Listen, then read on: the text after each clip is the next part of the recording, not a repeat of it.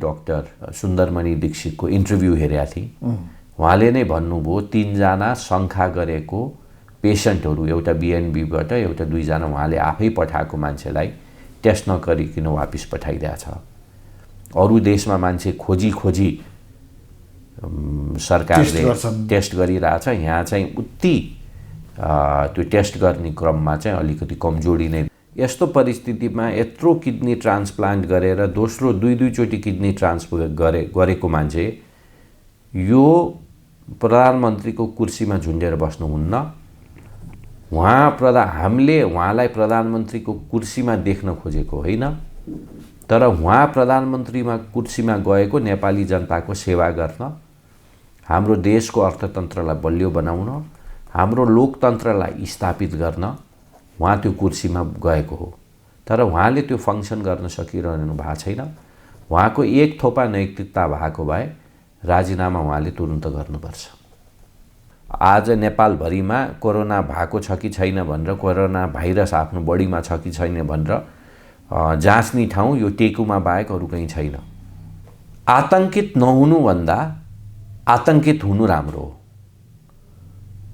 Under reaction गर्नुभन्दा over reaction हुनु उपयुक्त हुन्छ।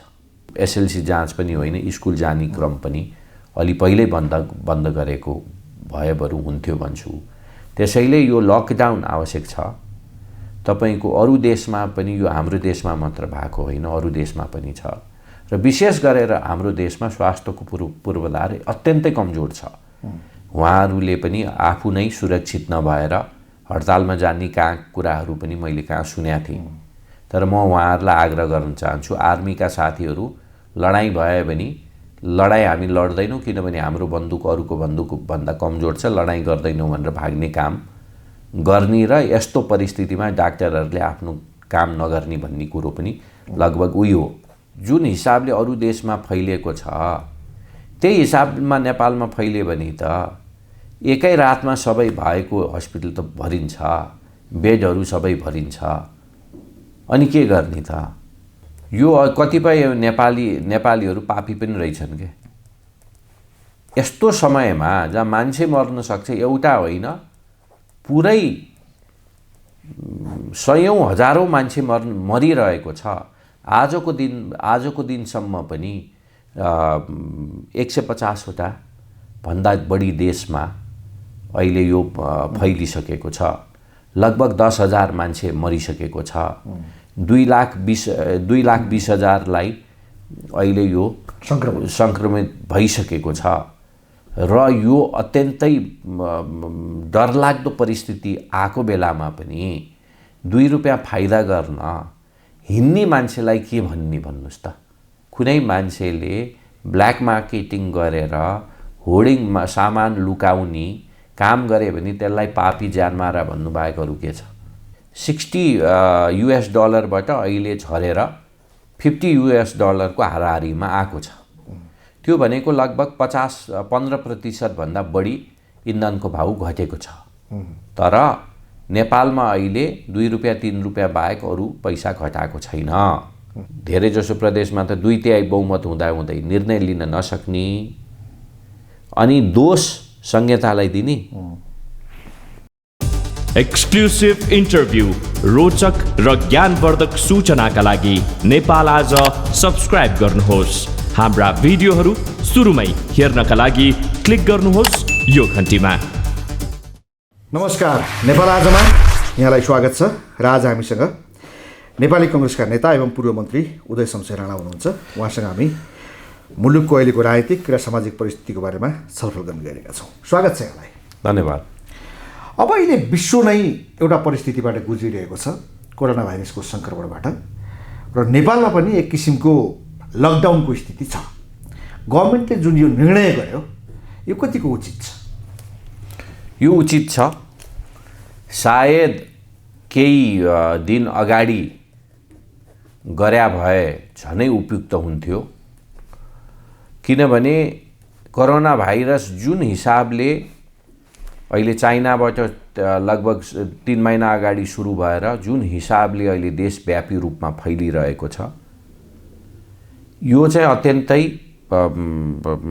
सजिलैसँग एउटा मान्छेले अर्को मान्छेलाई सार्न अत्यन्तै सजिलोसँग सर्ने कारणले र विशेष गरेर नेपाल हाम्रो जस्तो देशमा जहाँ स्वास्थ्यको सुविधा अब अहिले मैले बुझेको छु आज नेपालभरिमा कोरोना भएको छ कि छैन भनेर कोरोना भाइरस आफ्नो बडीमा छ कि छैन भनेर जाँच्ने ठाउँ यो टेकुमा बाहेक अरू कहीँ छैन। त्यसैले हाम्रो अहिले जुन किसिमको कमजोर पूर्वाधार छ यस्तो कमजोर पूर्वाधार भएको ठाउँमा हामीले लकडाउन पहिल्यै गर्नु पर्थ्यो।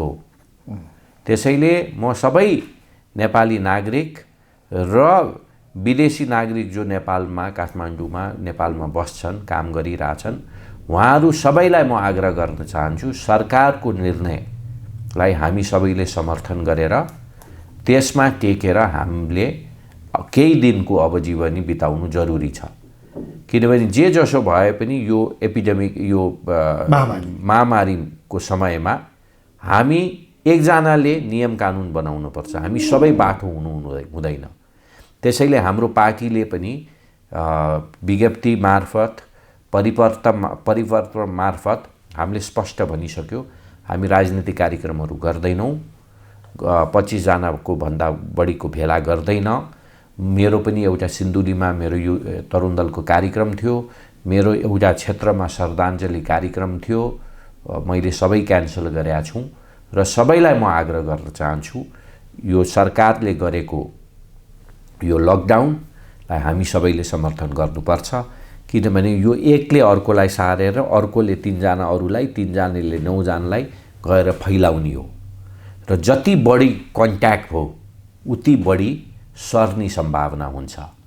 त्यसैले सबै साथीहरूलाई म अलिकति यसलाई सिरियस रूपमा सरकारले भनेको कुराहरूलाई र जुन किसिमको पत्र पत्रिकामा पनि ठुला पत्रिकामा त्यो व्हाट्सएप र इन्टरनेटमा फ्लोट गरेको चिजलाई विश्वास नगरेर कतिपय ठुला पत्रिकामा हात कसरी धुने, कसरी तपाईको कन्ट्याक्टमा बस्ने, कति मिटर टाढा बस्ने, त्यो स्यानिटाइजेसन कसरी गर्ने भनी यस्ता कुराहरू पनि हाम्रो नेपाल सरकारको स्वास्थ्य मन्त्रालयमा अन्तर्गत आइरहेको एडभर्टिजमेन्टलाई WHOले निकालेको एडभर्टिजमेन्टलाई जुन यो पत्र पत्रिकामा डेली पत्र पत्रिकामा कान्तिपुर अथवा तपाईको अन्नपूर्ण पोस्ट अथवा नयाँ पत्रिका काठमाडौँ पोस्टमा आएको छ त्यो पनि पढ्नु आवश्यक छ। त्यसैले अनि विशेष गरेर हामी जस्तो अब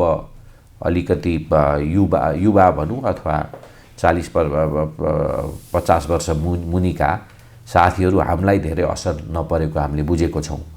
अब अहिले तपाईको डेथ रेटै जति मान्छेले कोरोना भाइरस क्याच गर्यो त्यो 2 देखि 3% भन्दा बढी मान्छे मर्दैन। तर जो मरेको छ ती मान्छेहरू चाहिँ लगभग 70 वर्ष माथिका मरिरहेछ अथवा बालबच्चाहरू मरिरहेछ। त्यसैले हामीलाई केही नहोला तर हाम्रो घरमा गइसकेपछि हाम्रो घरमा अलिकति वृद्ध आमा बुवा अथवा बच्चाहरूलाई हामीले सारेर उनीहरूलाई असर पर्न सक्छ। यो बीचको एज ग्रुपलाई पनि गरेको देखियो। स्पेनमा त एउटा 21 वर्षीय फुटबल प्रशिक्षकै होइन, त्यो तपाईको मैले भनिहालेँ यो सार्समा चाहिँ लगभग 7% डेथ रेट थियो। अहिले यो कोरोनामा चाहिँ 2 देखि 3% डेथ रेट छ। यो भयो के भने गभर्नमेन्टले जुन लकडाउनको कुरा भयो, अब गभर्नमेन्टको तथ्याङ्कमा त यहाँ एकजना पनि सङ्क्रमितको मृत्यु भएको छैन, जति टेस्टहरू भए सबै नेगेटिभ आए होइन। तर सरकारले जुन किसिमले यो निर्णयहरू गर्यो, सबै परीक्षाहरू बन्द, भेला हुन नदिने, उडानहरू बन्द होइन, आवाज जवातमै बन्द, त्यो गरेपछि मानिसहरू झम्बडी आतङ्कित भए कि होइन? आतङ्कित नहुनुभन्दा आतङ्कित हुनु राम्रो हो। अन्डर रियाक्सन गर्नुभन्दा ओभर रियाक्सन हुनु उपयुक्त हुन्छ। किनभने हामीहरू होइन केही पनि भएको छैन भनेर हामीहरू हिँड्न लाए पनि यो जुन हिसाबले फैलिएको छ र विशेष गरेर योभन्दा पहिला पनि कतिपय अहिले भर्खरै हिजोदेखि चाइनाबाट आउने प्लेनहरू, जापानबाट, कोरियाबाट आउने, गल्फबाट आउने प्लेनहरू बल्ल बन्द गर्न लायो। अरू देशले धेरै चाँडो बन्द गरिसकेका थियो। हाम्रो त ठ्याक्कै चाइना छिमेकी पनि मुलुक पनि हो। त्यसैले यस्ता कुराहरू चाहिँ जुन किसिमको एक किसिमको अहिले गभर्नमेन्टले झ्याप्पै एकैचोटि सबै गरे, तर यो पहिल्यैदेखि बिस्तारै बिस्तारै गर्दै आउनुपर्ने थियो। कतिपय तपाईँको ब्याङ्क्वेटहरू, बिहाहरूलाई अथवा तपाईँको यो एसएलसी जाँच पनि होइन, स्कुल जाने क्रम पनि अलि पहिल्यै बन्द गरेको भए बरु हुन्थ्यो भन्छु। त्यसैले यो लकडाउन आवश्यक छ। तपाईँको अरू देशमा पनि, यो हाम्रो देशमा मात्र भएको होइन, अरू देशमा पनि छ र विशेष गरेर हाम्रो देशमा स्वास्थ्यको पूर्वाधार अत्यन्तै कमजोर छ। त्यसैले सम्भावित अस्ति एउटा मैले युट्युबमा पनि डाक्टर सुन्दरमणि दीक्षितको इन्टरभ्यू हेरेका थिएँ। उहाँले नै भन्नुभयो 3 जना शङ्का गरेको पेसेन्टहरू, एउटा बिएनबीबाट एउटा 2 जना उहाँले आफै पठाएको मान्छेलाई टेस्ट नगरिकन वापिस पठाइदिएको छ। अरू देशमा मान्छे खोजी सरकारले टेस्ट गरिरहेछ, यहाँ चाहिँ उति त्यो टेस्ट गर्ने क्रममा चाहिँ अलिकति कमजोरी नै देखिन्छ। भनेपछि के हामी कहाँ चाहिँ सङ्क्रमितहरूको सङ्ख्या प्रशस्त छ क्या भित्रभित्रै? थाहा छैन। तपाईँ हामीले यसमा छ भनेर भन्न पनि मिलेन, छैन भनेर ढुक्क पनि हुन भएन। तर उनीहरूको जाँचमा परीक्षणमा चाहिँ लापरवाही चाहिँ भइरहेछ। लापरवाही नभनौँ, हाम्रो त जम्मा एक ठाउँ रहेछ टेकुमा जाँच्ने, अनि कहाँ जाँच्ने त? अनि समस्या परेन? धनगढीको मान्छेलाई सार्स भयो भने कहाँ जाँच जाने? धादिङको मान्छेलाई भयो भने बल्ल बल्ल टेकु आइपुग्ला। तपाईँको खोटाङको मान्छेलाई केही भयो भने के गर्ने, अथवा सप्तरीको मान्छेलाई के भयो भने के गर्ने? सङ्क्रमित हुनबाट जोगिनको निम्ति हामीले आफ्नो रक्षा आफ्नो रक्षा आफै गर्नुपर्छ र आफ्नो रक्षा आफै गर्नुपर्छ। अब जे जसो जति कमजोर सरकार भए पनि, काम नलाग्ने सरकार भए पनि यो देशमा निर्देशन दिने यस्तो परिस्थितिमा एउटै निकाय हुनुपर्छ, सरकारै हुनुपर्छ र हामी सबैले सरकारको निर्णय फलो गर्नुपर्छ।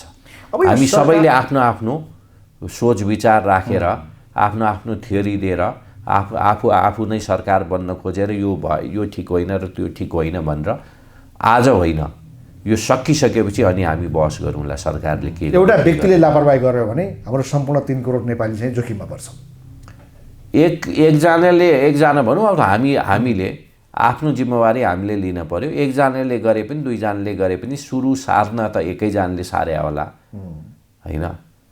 त्यसैले तपाईँको हामीहरू चाहिँ यो अत्यन्तै यो चाहिँ अलिकति डेन्जरस सिचुएसन पनि आएको छ, सतर्क हुनु पनि जरुरी छ। त्यसैले हाम्रो कतिपय साथीहरूले, सरकारमै भएका साथीहरूले पनि, कतिपय डाक्टरहरूले पनि पशुपतिनाथले बचाइहाल्ला भन्ने जस्ता गैर जिम्मेवारी कुरा पनि गरेको छ। त्यतातिर चाहिँ नजाउँ, हामी पशुपतिनाथको प्रार्थना चाहिँ गरौँ, तर उहाँले सबै बचाइदिन्छ भनेर कल्पना चाहिँ नगरौँ। जो सरकारले चाहिँ विभिन्न किसिमका पूर्वाधारहरू हामीले बनाएका छौँ, बेडहरू छन्, अस्पताल छन्, यदि त्यस्तो किसिमको विकराल परिस्थिति आयो भने भनेर जो भनिरहेको छ, त्यसमा विश्वास गर्न सकिने अवस्था कतिको छ? त्यसमा चाहिँ बरु सरकारले स्पष्ट के छ, हामीसँग यति बेड छ, हामीसँग यति डाक्टर छ, डाक्टरहरू पनि नर्सहरू पनि उहाँहरूले पनि आफू नै सुरक्षित नभएर हडतालमा जाने कुराहरू पनि मैले कहाँ सुनेको थिएँ। तर म उहाँहरूलाई आग्रह गर्न चाहन्छु, आर्मीका साथीहरू, लडाइँ भयो भने लडाइँ हामी लड्दैनौँ, किनभने हाम्रो बन्दुक अरूको बन्दुकभन्दा कमजोर छ, लडाइँ गर्दैनौँ भनेर भाग्ने काम गर्ने र यस्तो परिस्थितिमा डाक्टरहरूले आफ्नो काम नगर्ने भन्ने कुरो पनि लगभग उही हो।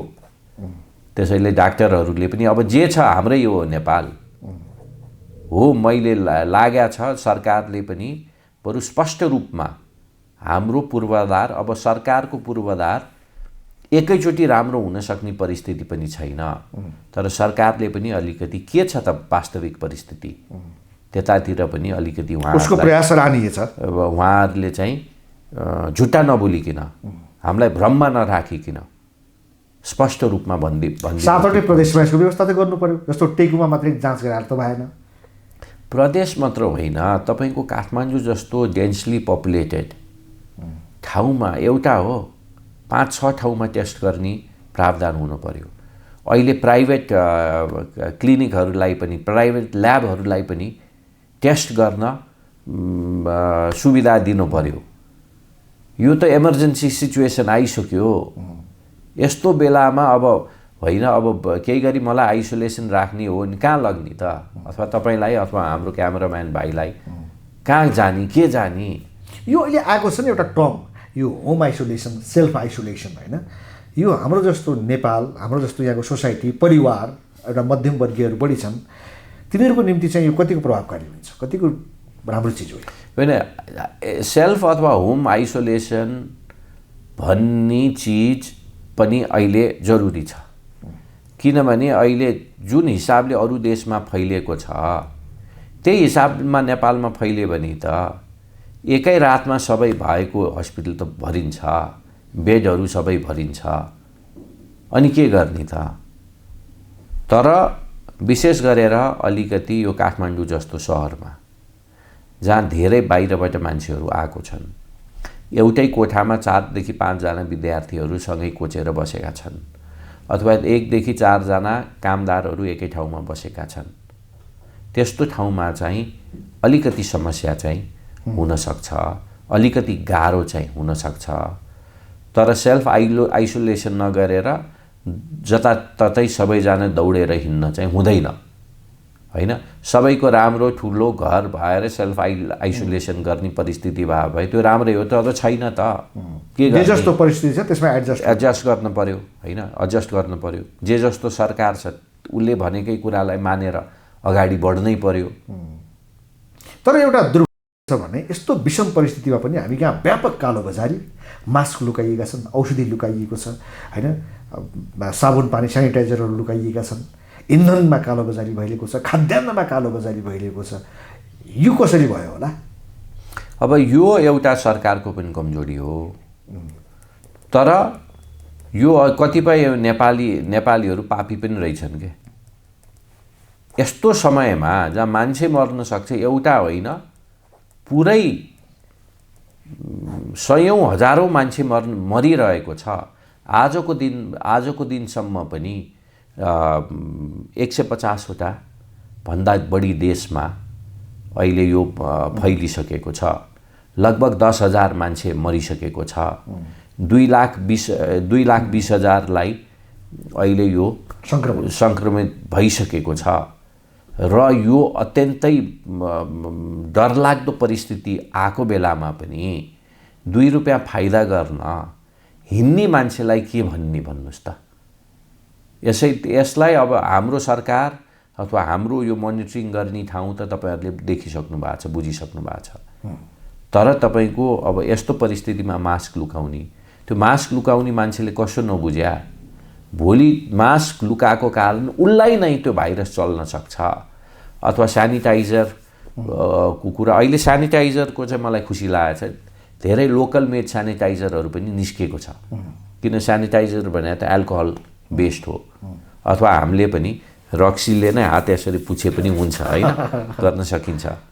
त्यसैले एक किसिमको इनोभेटिभ कामहरू पनि भएको छ। तर अब यस्तो परिस्थितिमा कुनै मान्छेले ब्ल्याक मार्केटिङ गरेर होर्डिङमा सामान लुकाउने काम गरे भने त्यसलाई पापी ज्यानमारा भन्नु बाहेक अरु के छ?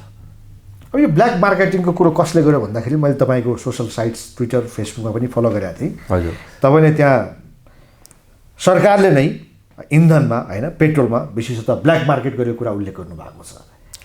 मैले त्यहाँ तपाईले त्यो राम्ररी पढ्नु भयो भने मैले के भनेको छु भने लगभग 3 महिना डिसेम्बर 2019 र आजको इन्धन अथवा क्रुड ओइलको भ्याल्यु हेरे भने लगभग टेन्टेटिभली $60 बाट अहिले झरेर $50 को हाराहारीमा आएको छ। त्यो भनेको लगभग 15% भन्दा बढी इन्धनको भाउ घटेको छ। तर नेपालमा अहिले 2 रुपैयाँ 3 रुपैयाँ बाहेक अरु पैसा घटाएको छैन। र यस्तो परिस्थितिमा पनि नेपाल ओइल निगम र यो सरकारले नाफाको दृष्टिकोणले हेरे भने यो जुन अहिले ब्ल्याक मार्केटिङ गर्नेवाला र सरकारमा के फरक पर्यो? हामीले त तपाईको बारम्बार हामी सरकारमा हुँदा पनि भन्दै आछौं, इन्धनको भाउ हामी कन्ट्रोल गर्न सक्दैनौँ, यो मार्केटले कन्ट्रोल गर्छ। मार्केटको भाउ बढे पनि पेट्रोलको डिजलको भाउ बढ्छ, क्रुड अइलको इन्टरनेसनल मार्केटमा भाउ घट्यो भने हाम्रो पनि भाउ घट्छ भन्दै आएको होइन। त्यो त स्वचालित प्रणाली थियो नि त। त्यसैले यो सरकारले के गरेको हो मैले बुझ्न सक्दिनँ। र यसले पनि अहिले इन्धन पनि एउटा अहिले मान्छे बिरामी मर्ने मात्र होइन, यसले हाम्रो अर्थतन्त्रलाई ठुलो समस्या ल्याएको छ। तर इन्धनको भाउ घट्यो भने अलिअलि यो व्यापारीहरूलाई राहत पनि हुन्छ। त्यसैले यो इन्धनको भाउ घटाएर हाम्रो अर्थतन्त्रलाई पनि सहयोग पुग्छ। अरू धेरै देशमा अन्तर्राष्ट्रिय बजारमा जुन दरमा इन्धनको मूल्य घटेको छ 15% भन्दा बढी घटेको छ यो 2.5 महिनामा। हामी कहाँ चाहिँ छैन। हामी कहाँ 2 रुपियाँ घट्यो भन्ने सुन्छु म। हामी कहाँ यो अटो प्राइस सिस्टमको जो कुरा थियो आयल निगमले गरेको, त्यसो भए त्यो ठिक छैन, त्यो अनुसार गएको छैन। त्यो अटो प्राइस चाहिँ हुनुपर्ने हो, तर यो सरकारले यही हो मौका, चौका हानु, अलिअलि फाइदा दिउँ अनि अइल निगम फाइदामा छ भनेर देखाउन खोजेको जस्तो लाग्छ। अथवा त्यो अइल निगमकै मान्छेले आफूलाई भोलि हामीले त गजब व्यापार गऱ्यौँ, बोनस अब बाँड्ने बेला आयो भनेर बोनस बाँड्नेतिर लागेको होला। यदि त्यसो हो भने त तपाईँहरूले आफ्ना कार्यकर्ताहरू विद्यार्थी सङ्गठनहरूलाई नेपाली काङ्ग्रेसलाई त आयल निगम अथवा यो गभर्मेन्टलाई घेर्न पठाउनु पऱ्यो नि। हेर्ने मात्र होइन, मैले त ट्विटरमा पनि लेखिसकेँ। यो मैले मात्र लेखे होइन, अरू व्यापारीहरूले पनि यो कुरालाई देखेको छ। यो अर्थशास्त्रीहरूले पनि यो कुरालाई भनेको छ। तर यो अहिलेको परिस्थितिमा हामीले सरकारलाई भन्ने हो, आग्रह गर्ने हो, यो अहिले नै सडकमा निस्केर हाटेरहुट्ट गर्न पनि उपयुक्त उति नहोला, किनभने सिचुएसनै यस्तो छ। जति बेला आवश्यकता हो त्यही बेला चाहियो नि त। प्यास लाग्ने अहिले, पानी खाने बेलुका, त्यो त भयो होइन। त्यो त अहिले सरकार गरिदिन पर्यो र पक्कै पनि सरकारले केही न केही होमवर्क गरेको अथवा गरिरहेको भन्ने मैले सुनेको छु। र विशेष गरेर अहिले धेरै हाम्रो व्यवसायहरू, विशेष गरेर होटेल लाइनमा लागेको, भर्खर खोलेका होटेलहरू ऋण लिएर होटेल चलाएको छ र अहिले ठ्याप्प भइसकेपछि उनीहरूलाई पनि केही न केही राहत दिनुपर्ने आवश्यक देखिन्छ। त्यही त यो मैले पनि एउटा नबुझेको कुरो, विभिन्न ठाउँबाट पर्यटन व्यवसायीहरू, उद्योग व्यवसायीहरू अहिले सरकारका मन्त्रीहरूलाई भेटेर राहत माग्ने, ब्याङ्कको ऋणहरूमा चाहिँ सहुलियत खोज्ने गरिरहेका छन्।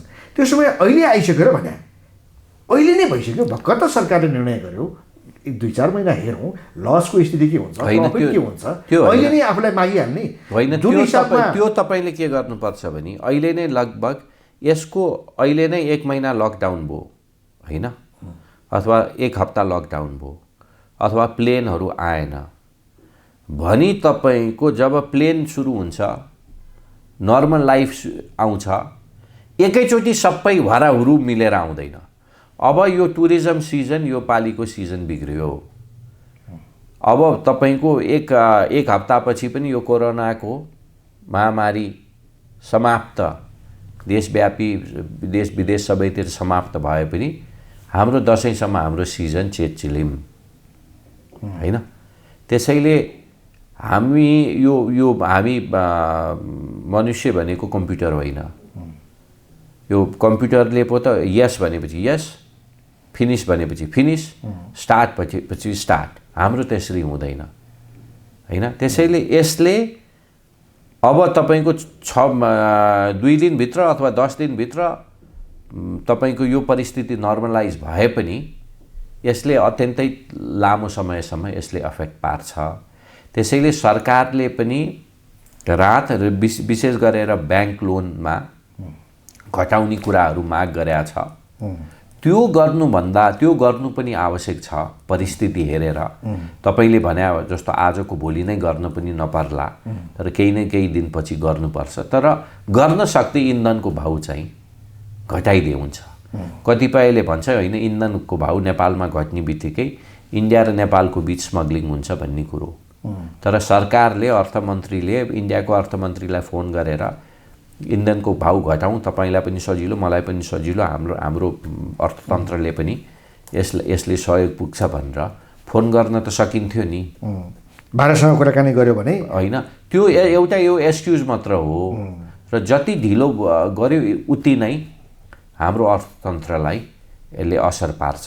अब यो बुझिराख्नुस्, यसको तपाईँको हामी अर्को यो 9 महिना अथवा 1 वर्षपछि कुरा गर्दा यही ठाउँमा बसेर कुरा गर्दाखेरि हामीले आजको निर्णयले 1 वर्ष अथवा 9 महिना पछिको हाम्रो अर्थतन्त्रलाई हाम्रो देशको इकोनोमीलाई कति असर पार्यो भनेर हामीले कुरा गरेर हुन्छौँ। त्यसैले जुन किसिमका निर्णयहरू लिन्छ त्यो निर्णयहरूलाई पनि अलिकति ध्यानपूर्वक यो सरकारले चाहिँ ध्यान पुर्याउनुपर्छ भन्ने। अब यो उद्योगी व्यवसायहरूलाई मात्रै टार्गेट गर्ने कि यहाँ त अर्को वर्ग भन्छ नि, कोही दिनभरि पढाएर बेलुका आफ्नो चुलो बाल्नेहरू छन्, स्कुलमा छ होइन, त्यहाँ फी तिर्नुपर्ने स्थितिहरू होला। अब अरू कामदारहरू छन्, निम्नवर्गीय मान्छे छन्, सरकारी कर्मचारीहरू छन्, अब निजी क्षेत्रमा काम गर्नेहरू छन्, उनीहरूका लागि केही सोच्नु पर्दैन? उनीहरूको लागि पनि सोच्नुपर्छ, तर साथसाथै यो ऋण कम हुने बित्तिकै अथवा ऋणलाई घटाउने बित्तिकै यसले ओभरअल इकोनोमीमा इम्प्याक्ट पर्छ। यो व्यापारीहरूलाई मात्रै डाइरेक्ट फाइदा, किनभने एउटा उद्योग बन्द भयो भने त्यसले उद्योगपतिलाई मात्र घाटाको परिस्थिति ल्याउँदैन। यसले त त्यहाँ काम गर्ने कामदारलाई, त्यहाँ काम गर्ने कामदारको साथीहरूलाई, त्यो फ्याक्ट्रीमा भएको क्यान्टिनलाई, त्यो क्यान्टिनमा सप्लाई गर्ने तरकारीवालालाई, त्यहाँको दुध ल्याउने दुधवालालाई देखि लिएर यो चाहिँ रिपलिङ इफेक्ट चेनमा जान्छ। त्यसैले हेर्दाखेरि चाहिँ यो व्यापारीहरूलाई सेभ गर्यो भन्ने कुरो, तर यसले चाहिँ मल्टिपल असर गर्छ होइन। तर कतिपय अब एउटा कामदारले, कुनै व्यक्ति अब कामदारले पनि डाइरेक्ट बेनिफिट नपाए पनि उसले काम गर्ने मौका भोलि पाए पनि त नपाउने भन्दा त राम्रै हुन्छ नि। अब तपाईँको लगभग हाम्रो अर्थतन्त्र फेरि बलियो भएर गयो भने कामदारले काम गर्ने परिस्थिति हुन्छ, तर त्यो उद्योग ठ्याप्प भयो भने त त्यहाँ ज्यालादारीमा कामदारहरू पनि होला, उसलाई त निकालिन्छन् त। अब यस्तो परिस्थिति छ, यो बेलामा त सरकार निकै फङ्सनेबल हुनुपर्छ, निकै सक्रिय हुनुपर्छ होइन। तर हाम्रो प्रधानमन्त्रीज्यू चाहिँ अब आफूलाई सक्रिय देखाउने प्रयास त उहाँले गर्नुभयो मृगौला प्रत्यारोपणपछि, तर प्रधानमन्त्रीको जो तदारुकता चाहिन्छ यस्तो बेलामा प्रधानमन्त्री जुन जोस जाँगर जति सक्रिय हुनुपर्ने हो त्यो छैन। अब प्रधानमन्त्रीज्यूको स्वास्थ्यमा मजाक उडाइएको त होइन, तर देशको आवश्यकता अहिलेको प्रधानमन्त्रीको जस्तो काम खोज्या हो र होइन। यस्तो परिस्थितिमा यत्रो किडनी ट्रान्सप्लान्ट गरेर दोस्रो 2 चोटि किडनी ट्रान्सप्लान्ट गरेको मान्छे यो प्रधानमन्त्रीको कुर्सीमा झुन्डेर बस्नुहुन्न। हामीले उहाँलाई प्रधानमन्त्रीको कुर्सीमा देख्न खोजेको होइन, तर उहाँ प्रधानमन्त्रीमा कुर्सीमा गएको नेपाली जनताको सेवा गर्न, हाम्रो देशको अर्थतन्त्रलाई बलियो बनाउन, हाम्रो लोकतन्त्रलाई स्थापित गर्न उहाँ त्यो कुर्सीमा गएको हो। तर उहाँले त्यो फङ्सन गर्न सकिरहनु भएको छैन। उहाँको एक थोपा नैतिकता भएको भए राजीनामा उहाँले तुरुन्त गर्नुपर्छ, तत्काल राजीनामा दिनु पर्यो उहाँले, तत्काल राजीनामा दिनुपर्छ। काङ्ग्रेसले त औपचारिक रूपमा राजीनामा मागेको छैन नि। मैले माग्दैछु त। तपाईँलाई पार्टीले केही भन्यो भने म त्यसको जवाफ दिन्छु।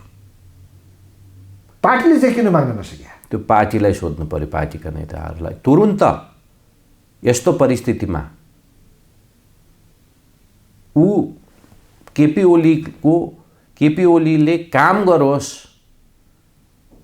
र नेपाली जनता र नेपाललाई को विकास होस् र हाम्रो लोकतन्त्र यहाँ नेपालमा स्थापित होस्, संहिता स्थापित होस् र यस्तो समस्यामा सरकारले सहयोग गरोस्, सरकारले काम गरोस् भन्नलाई प्रधानमन्त्री बनाएको हो नि। उसलाई कुर्सीमा उसको मात्र हेर्न प्रधानमन्त्री बनाए होइनन्, उसलाई त्यो लोभ होला केपी ओलीलाई। तर यस्तो भयानक परिस्थितिमा भन्ने पनि के बिचारा सुतेर बसेको छ, त्यो बिचाराले त म गर्न सक्दिनँ त भन्न आँट गर्न पर्यो नि। अब प्रधानमन्त्रीज्यू त ल ठिक छ, तपाईँले भन्नुभयो अस्वस्थ हुनुहुन्छ, राजीनामा दिनुपर्छ, आफ्नो कुरा गर्नुभयो। बाँकी सत्तापक्षका नेताहरू पनि बिरामी जस्ता छन्। अब प्रचण्डज्यूले कोरोना सङ्क्रमणको कुरो निकालेर भेटघाट बन्द गर्नुभएको छ होइन। यो बेलामा त नेतृत्वले आफ्नो चाहिँ एउटा काम जनतालाई आश्वस्त तुल्याउने, समस्याको समाधान गर्ने मन्त्रीहरू, सत्तापक्षकाहरू, विपक्षीहरू, नेताहरू झन् बढी एक्टिभ हुनुपर्ने हो। अब उनीहरू चाहिँ भेटघाट बन्द गरेर कोठामा तालचा लगाएर भित्र बस्ने होइन। तपाईँको अहिले सरकारको भनाइ अथवा हामीले बुझेको नै किन सरिरहेछ, भेटघाटको कारण सर्या हो नि। केही गरी मलाई अहिले कोरोना लागेछ भने तपाईँलाई सर्न सक्छ नि त। तपाईँले सरिसकेपछि तपाईँको छोरालाई गएर घरमा सार्नुहुन्छ। त्यसैले तपाईँले मलाई भेट्न उपयुक्त हुन्छ कि नभेट्न उपयुक्त हुन्छ। तर तपाईँले यो कोरोनाको कुरा गर्ने भनेर जे जसो भए पनि तपाईँको यो च्यानलमा कोही साथीहरूले हेरेर तपाईँ र मैले कुरा गरेको कारणले उसको भेटघाट पनि कम हुन्छ भनेर म आएको छु नि। तपाईँ कहाँ चिया खान त होइन। आफूमाथि शङ्का छ भने आइसोलेसनमा बस्ने नि, होइन शङ्का प्रचण्डलाई आफूमाथि शङ्का छ भने he should be in isolation. होइन आइसी होइन शङ्का जोसका तपाईँको भाइरस तपाईँका पनि अहिले हुनसक्छ, मका पनि हुनसक्छ। भाइरस कतिपय विशेष गरेर अलि तन्दुरुस्त मान्छेसँग भाइरस देखिन्न के अथवा सिम्टम देखिन्न। अहिले मलाई रुगा पनि लागेको छैन, खोकी पनि लागेको छैन, भोक पनि लागिरहेछ, मेरो सास पनि मजाले लिइरहेको छु। यही हो नि सिम्टम 4-5वटा। तर मका पनि त्यो भाइरस हुनसक्छ कि यहाँ, यही त हो नि समस्या। अनि नेताहरू सबै गाउँ गाउँ नाच्दै गयो भने यसले उल्टो पार्दैन। यो परिस्थितिमा त्यसो भए ठिक छ, उहाँहरू चाहिँ भेटघाट बन्द गरेर चुपचाप कोठामा थुनिनु होइन। उहाँहरूले आफ्नो आन्तरिक भेटघाटहरू, आवश्यक मन्त्रालयको कामहरू गर्नु पर्यो होइन। तर गाउँ गाउँमा गएर कार्यक्रम गर्दै भेटघाट गर्न चाहिँ हुँदैन। हेर्नुहोस्, अथवा आफ्नो घरमा पनि तपाईँको नेताहरूको 25 जनाभन्दा मुनि त सकियो नि होइन। नेताहरूको घरमा जानुहोस्, यो एउटा तपाईँको एकैछिन त्यो प्रचण्डजीकै घरमा जानुहोस्, हाम्रो पार्टी सभापतिकै घरमा जानुहोस्, अथवा हाम्रो साना हामीहरूकै घरमा तपाईँको बिहान बेलुका मान्छेको त भिड लागिरहेको हुन्छ त।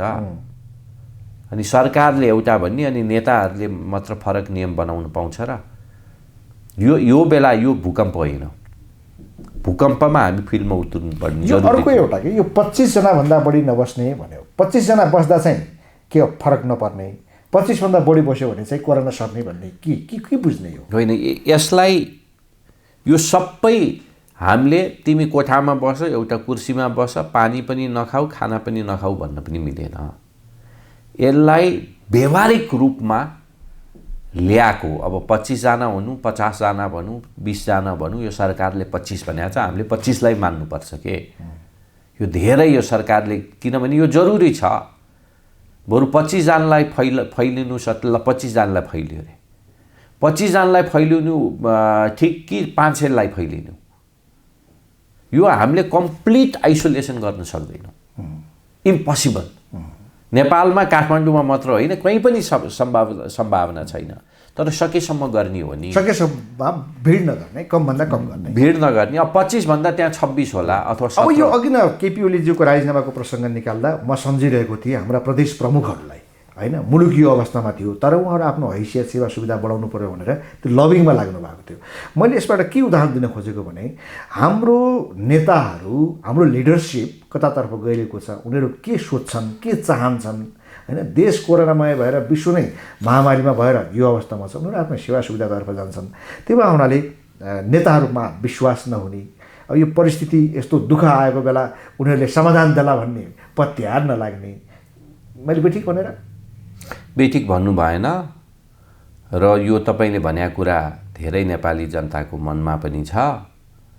र नेपाली नागरिक, नेपाली भोटर्सहरूलाई भोट हाल्दा चाहिँ मान्छे हेरेर भोट हाल्नु भनेर म आग्रह पनि गर्न चाहन्छु। कुन व्यक्ति मन्त्री बन्या छ, कुन व्यक्ति प्रदेश प्रमुख बन्या छ, कुन व्यक्ति सांसद बन्या छ, कुन व्यक्ति वडा अध्यक्ष बन्या छ अथवा गाउँपालिका मेयर बन्या छ, त्यो उनीहरू आफै बन्या होइन, नेपाली जनताले भोट हालेको।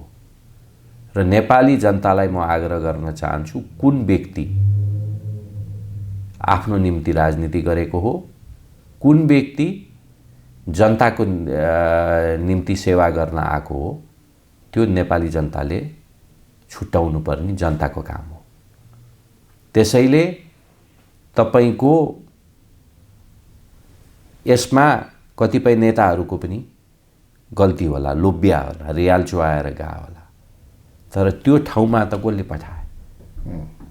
त्यसैले यो नेपालका नागरिकहरू अरूलाई दोष लाएर मात्र भएन। अहिले यो प्रधानमन्त्रीलाई कसले त्यो ठाउँमा राख्यो? नेपाली जनताले, हामीले राख्यौँ होइन? त्यसैले हामीले पनि त्यसको दोष लिनु पर्यो नि। तर अर्को पालि चुनाव आएको ठ्याक्कै 1 महिनामा एउटा रमाइलो कथा भनेर सबैलाई यसपालि भुलाएको जस्तै भुलाएर भुल्ले भने त्यो गल्ती कसको? जनताकै गल्ती हो नि। एउटा अत्यन्तै क्रान्तिकारी कुरा गरेर, कुरा अर्कोतिर छ, भ्रमिक कुरा गरेर जनता मोडिए भने त, पढ्या लेख्या जनता घुमिए भने त त्यो त गर्छ राजनीतिमा गर्ने यस्तो किसिमको व्यवहार नियत प्रदर्शन गर्ने प्रदेशलाई के गर्ने? त्यसैले अर्को पालि चुनाव आउँदाखेरि कसले के गरेको छ यो 5 वर्षमा? मनोनयनमा गएका हुन् सर, के भन्नुभयो? प्रदेश प्रमुखहरू त के मनोनयनमा गएका हुन् नि? होइन, तर उहाँहरू मनोनयनमा कोही पनि होइन। प्रदेश प्रमुखहरू चयन जसको प्रदेशको संसदमा जसको बहुमत थियो त्यो पार्टीले चुनिएको प्रधानमन्त्री। हाम्रो सिस्टमै यही हो, हाम्रो पार्लिमेन्ट्री सिस्टम हो र यो सिस्टमलाई पनि लोकतान्त्रिक सिस्टम हो जो जनताले चाहनेकै भन्नुपर्छ। केपी ओलीलाई पनि जनताले छानेकै हो र यो प्रदेश प्रमुखहरू 7वटालाई जनताले छानेकै हो नि। त्यसैले अर्को पालि साथीहरूलाई पार्टी पनि हेर्न आग्रह गर्न चाहन्छु र पार्टीभन्दा व्यक्ति पनि हेर्न आग्रह गर्न चाहन्छु र सबैले बुझेको छ, बुझ्नु भएन? अहिले भने यो मान्छे बदमास छ, यो मान्छे भ्रष्ट छ, यसले काम गर्छ, यो काम ठग हो भने सबै भोटर्सलाई कस्तो मान्छे सबै थाहा छ। तर के हो के र विशेष गरेर यो कम्युनिस्ट पार्टीको जुन यो प्रचार गर्ने चमत्कार, चुनाव अगाडि सेतोलाई पनि कालो बनाइदिने, पित्तललाई पनि सुन बनाइदिन्छ अनि नेपाली जनताले हो है भनेर भोट हाल्छ। भोट हालेको 3 दिनपछि थुक्क धिक्कार होस् आफूलाई भनेर आफ्नो मुखले आफूलाई थुकिरहन्छ। अब अर्को अहिलेको हट इस्यु, प्रदेश नम्बर 2ले आफ्नो नाम पनि राख्न सकेन, राजधानी पनि तोक्न सकेन। अब के त्यसो भए प्रदेश नम्बर 2को उपाध्येता सकियो, यो प्रदेश नै खारेज गर्नुपर्छ या संहिता धरापमा परेको? कसरी बुझ्न सकिन्छ यसलाई? होइन, यो संहिता धरापमा पनि पर्या हो। विशेष गरेर प्रदेश 2 अन्तर्गतकै त्यहाँका नागरिकहरूको र विशेष गरेर तराई आन्दोलनको कारण पनि हामी संहितामा गयो नि। संहिताको सबैभन्दा ठुलो माग तराईबाट आएको थियो र अहिले त्यही 2 नम्बर प्रदेशमै यो समस्या आइसकेपछि त यसको कमजोरी त त्यही प्रदेशका तीकै पार्टीहरूले, तीकै सांसदहरूले लिन पर्यो। अहिले 2टै तराई केन्द्रित पार्टीहरू मिलेर सरकार बनाछ। अहिले तपाईँको राजापा र फोरम समाजवादी बन्यो, अहिले फोरम समाजवादी मिलेर सरकार बनाछ। त्यो सरकारलाई थपडी नेपाल कम्युनिस्ट पार्टीले पनि बाहिरबाट बजाइदिइरहेछ। त उहाँहरूले चाहेको चिज हो। नाच्न नजान्ने आँगन टेढोको कहानी दोहोरिएन यहाँ। कतिपयले चाहिँ अब प्रदेश नम्बर 2को काम छैन, प्रदेश 2को अब त्यसको आधा हिस्सा 1मा मिसाउनुपर्छ, आधा हिस्सा 3मा मिसाउनुपर्छ, यसलाई खारेज गर्नुपर्छ भनिरहेका छन्। त्यो कति उपयुक्त हो? अरू प्रदेशले राम्रो काम गरेछ त? 3ले राम्रो काम गरेछ, 1ले राम्रो काम गरेछ। बल्ल बल्ल 3ले, हाम्रो 3 नम्बर प्रदेशले पनि नाम र हेटौँडालाई भर्खर तोक्या छ। राजधानी तोक्दैमा सबै राम्रो काम पनि हुँदैन। एउटा यो राजधानी तोक्ने त एउटा फर्मालिटी हो। काम राम्रो भएको छ? आजको दिनसम्म 10% पूर्वाधार खर्च भएको छैन। अब हुँदा पनि हुँदैन। सबै पूर्वाधार खर्च अर्कोतिर लगेर कसले बचाउँछ? कोरोनाले। कुन चाहिँ प्रदेशले राम्रो काम गरेछ? त्यसैले 2 नम्बर प्रदेशलाई मात्र दोष नदिनुहोस्। त्यसो भए अब स्थानीय तह राख्ने, केन्द्र राख्ने, प्रदेशलाई झिक्दिने भन्ने पनि एउटा तर्क छ। त्यो के गर्ने? त्यो ठिक हुन्छ? होइन, नेकपाले प्रदेश चलाउन नसक्ने, तपाईँको 2 नम्बर प्रदेशमा उसले के अरे राजपा र समाजवादी पार्टीले बहुमत हुँदाहुँदै, धेरैजसो प्रदेशमा त 2/3 बहुमत हुँदाहुँदै निर्णय लिन नसक्ने अनि दोष संहितालाई दिने, नाच्न नजान्ने आँगन टेढो। संहिता अब संविधानमा भइसक्यो। त्यसैले म आग्रह गर्न चाहन्छु आउने निर्वाचनमा सबै प्रदेश र केन्द्रमा एकचोटि काङ्ग्रेसलाई पनि तपाईहरूले मौका दिनुस्। यो भन्दा पक्कै पनि राम्रो काम हामी गर्छौँ। हामीले नेपाललाई सिङ्गापुर बनाउन नसके पनि यो नर्गमा चाहिँ नेपाललाई पुर्याउँदैनौँ। भनेपछि यो नेकपाले संहिता चलाउन सकेन। नेपालले चलाउन सकेन अथवा चलाउन नेकपाले चलाउन सकेन अथवा चलाउन चाहेन, त्यो म भन्न सक्दिनँ। त्यो प्रश्न तपाईँले उनीहरूलाई गर्नुपर्छ। तर हाम्रो 2 नम्बर प्रदेशमा चाहिँ चाहँदै पनि हैसियत नभएको। हैसियत कसको नपुग्यो? 2टा पार्टीको तर्फबाट, राजपा र समाजवादीको। उनीहरूले चाहेको हो, चलाउन खोजेको हो, तर चलाउन नसक्या हो। अब काङ्ग्रेसलाई भनेर भोट माग्नुभयो, तर त्यो पार्टी त काङ्ग्रेस पार्टी भन्दा पनि कलहको पार्टी होइन, झगडियाहरूको पार्टी भने अहिलेसम्म पनि झगडा भइरहेछ। हुँदा लाज लाग्ने गरी वरिष्ठ नेताले सभापतिलाई चिठी लेख्ने, महामन्त्रीले गएर सभापति कहाँ पत्र पुर्याउने होइन, विभिन्न ठाउँमा गएर आफ्ना नेताहरू विरुद्ध वक्तव्यबाजी गर्ने, भाषण गर्ने। हुँदा हिजो आएका अब विद्यार्थी सङ्गठनका नेताहरूले पनि सभापति, त्यो लेभलका टप लिडरहरूको चाहिँ तेजोबोध गर्ने होइन। त्यो पार्टी चाहिँ त्यसको भविष्य छ, त्यसले देश चलाउँछ भनेर हामीले कसरी मानिदिनु पर्ने? अब पार्टीभित्र पनि पार्टीका क्रियाशील कार्यकर्ता साथीहरूले, पार्टीका जिम्मेवार व्यक्तिहरूले, उनीहरूले पनि नेतृत्व छान्दाखेरि त्यो केन्द्रको नेतृत्व किन नहोस्, प्रदेश अथवा क्षेत्र जिल्लाको नेतृत्व किन नहोस्, विचार गरेर छान्नुपर्छ।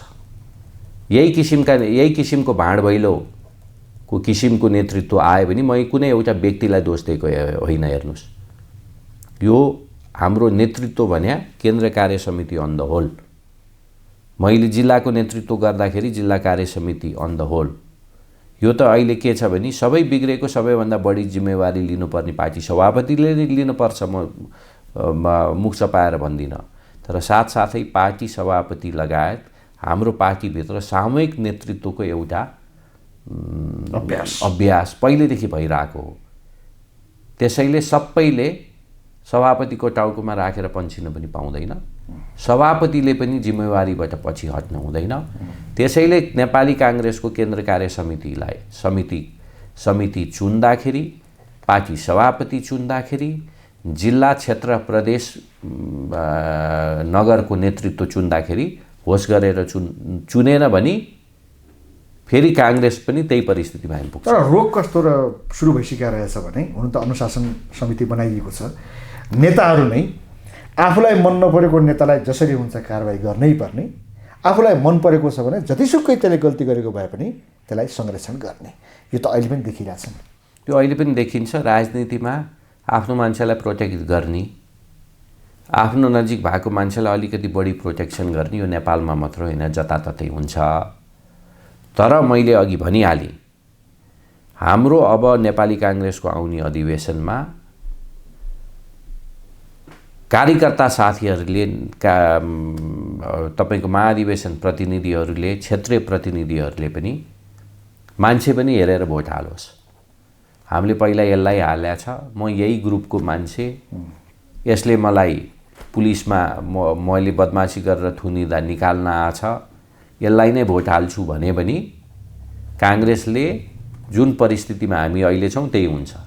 त्यसैले काङ्ग्रेस पनि, मलाई विश्वास छ, अब आउने नेतृत्व केन्द्रको मात्र होइन, 75 जिल्ला, सबै क्षेत्र, सबै नगरपालिकामा चाहिँ काङ्ग्रेसका कार्यकर्ताले पनि उपयुक्त व्यक्तिहरूलाई त्यो ठाउँमा पुर्याएन भने र एक किसिमको आशा नेपाली जनतालाई दिन सकेन भने म तपाईँको एक किसिमले म चाहिँ कन्फिडेन्टै छु आउने निर्वाचनमा काङ्ग्रेसै सबैभन्दा ठुलो पार्टी र बहुमत हामीले पाउँछौँ।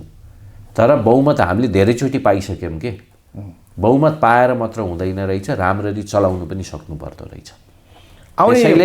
त्यसैले दुईवटा महत्त्वपूर्ण अहिले घडी हाम्रो नेपाली राजनीतिमा घडी छ। अहिले काङ्ग्रेसको अधिवेशन अत्यन्तै महत्त्वपूर्ण हुन्छ। त्यसैले सही नेतृत्व सबै लेभलको सही उपयुक्त मान्छे छान्न जरुरी छ।